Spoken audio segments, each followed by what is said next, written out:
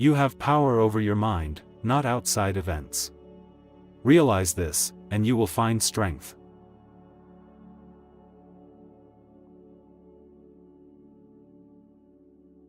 Very little is needed to make a happy life.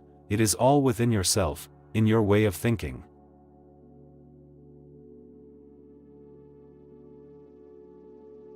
Today I escaped anxiety. Or no, I discarded it, because it was within me, in my own perceptions, not outside.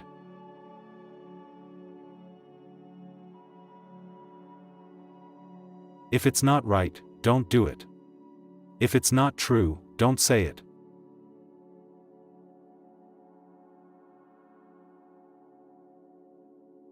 The best revenge is not to be like your enemy.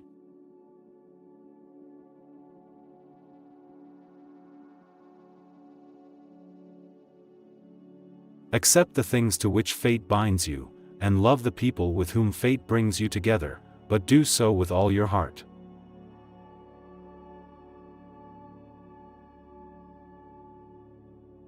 Confine yourself to the present.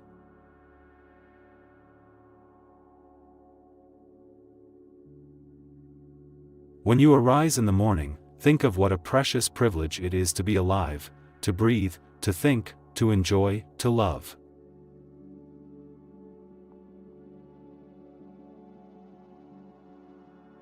Whatever happens to you has been waiting to happen, since the beginning of time.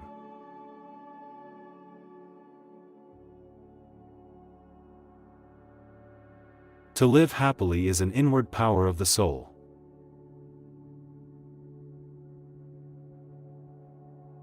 You can commit injustice by doing nothing.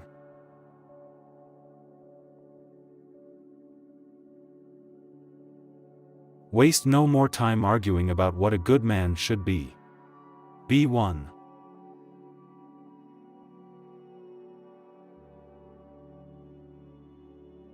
Do every act of your life as if it were your last.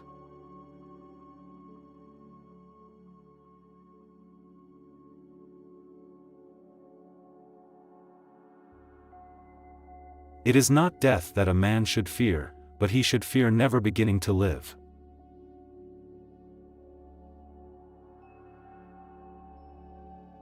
The first step, don't be anxious. Nature controls it all.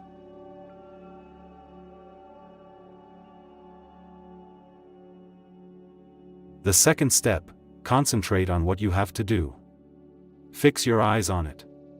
Remind yourself that your task is to be a good human being. Remind yourself what nature demands of people. Then do it, without hesitation, and speak the truth as you see it. But with kindness. With humility. Without hypocrisy.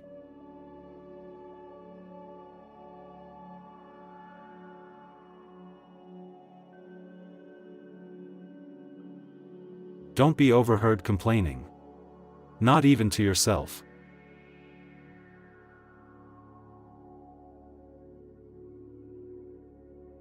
Do not be perturbed, for all things are according to the nature of the universal, and in a little time you will be nobody and nowhere.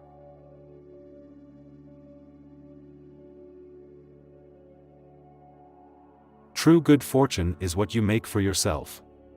Good fortune, good character, good intentions, good actions.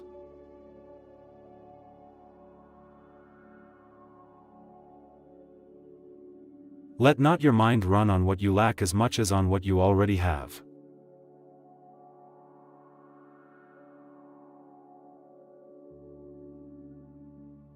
Objective judgment, now, at this very moment. Unselfish action, now, at this very moment. Willing acceptance, now, at this very moment, of all external events. That's all you need.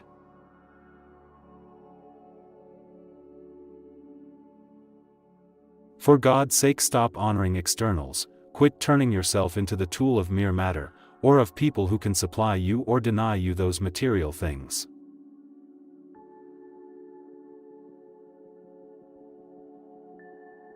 A man, when he has done a good act, does not call out for others to come and see, but he goes on to another act, as a vine goes on to produce again the grapes in season.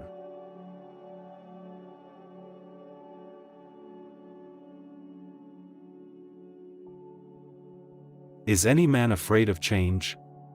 What can take place without change? What then is more pleasing or more suitable to the universal nature? And can you take a hot bath unless the wood for the fire undergoes a change? And can you be nourished unless the food undergoes a change? And can anything else that is useful be accomplished without change? Do you not see then that for yourself also to change is just the same, and equally necessary for the universal nature?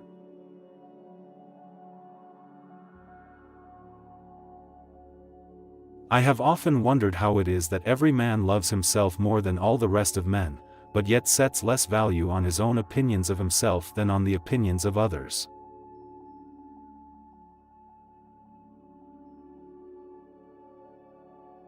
When you have assumed these names, good, modest, truthful, rational, a man of equanimity, and magnanimous, take care that you do not change these names, and if you should lose them, quickly return to them.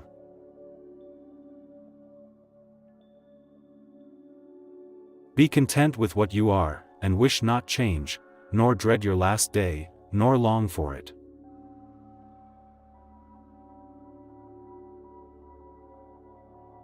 Consider that before long you will be nobody and nowhere, nor will any of these things exist that you now see, nor any of those who are now living.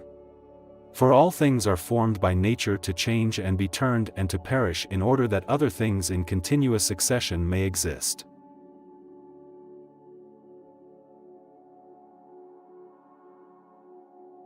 In a word, if there is a God, all is well, and if chance rules, do not also be governed by it.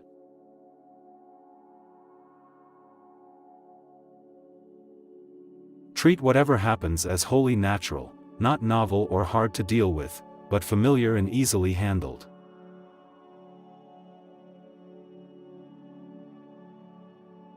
The flourishing life cannot be achieved until we moderate our desires and see how superficial and fleeting they are.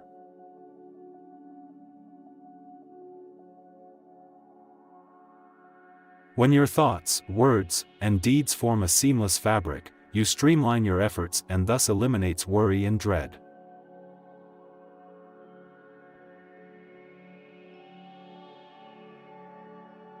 It's time to stop being vague. If you wish to be an extraordinary person, if you wish to be wise, then you should explicitly identify the kind of person you aspire to become.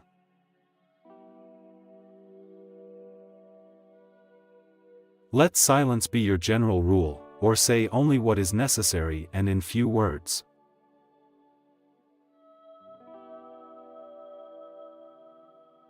Freedom is the only worthy goal in life. It is won by disregarding things that lie beyond our control.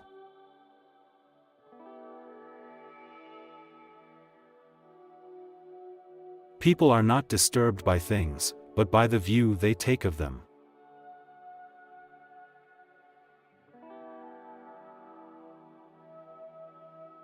Sometimes even to live is an act of courage.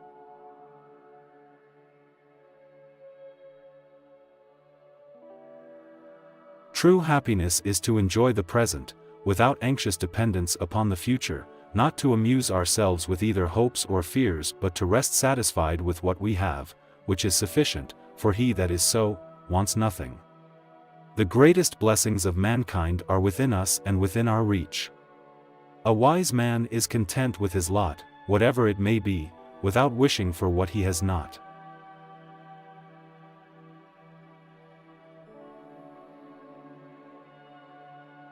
All cruelty springs from weakness.